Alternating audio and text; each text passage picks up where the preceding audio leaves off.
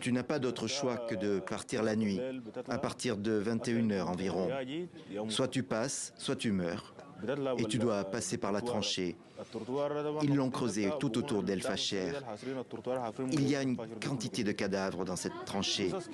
C'est dans un tel état de putréfaction que tu as du mal à marcher. De l'autre côté de l'abri militaire se trouve le Soudan. Ceux qui ont réussi à fuir le Darfour viennent en petite camionnette ou à pied après plusieurs jours de marche entre El Fasher et Tinné.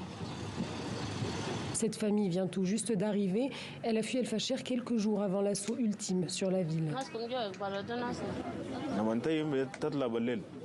Tu n'as pas d'autre choix que de partir la nuit, à partir de 21h environ. Soit tu passes, soit tu meurs. Et tu dois passer par la tranchée. Ils l'ont creusé tout autour d'El Fasher.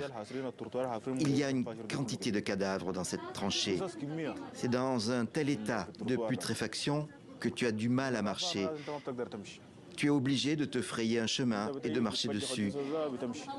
Et si tu entends un bruit où les paramilitaires arrivaient, eh bien tu te mets au milieu des cadavres et tu fais le mort.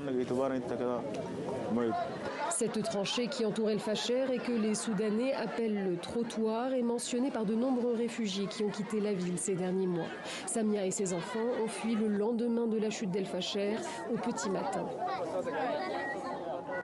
On se cachait dans des trous sous terre. On y restait 2-3 jours et quand il y avait une accalmie, on prenait le risque de sortir pour chercher à manger. On trouvait des céréales que je mélangeais à l'eau pour mes enfants et qu'on mangeait cachés dans les trous. Ces réfugiés n'ont pas de nouvelles de ceux qui n'ont pas réussi à fuir El Fasher. Selon les estimations, entre 170 000 et 225 000 personnes étaient encore bloquées dans la ville au moment de sa chute.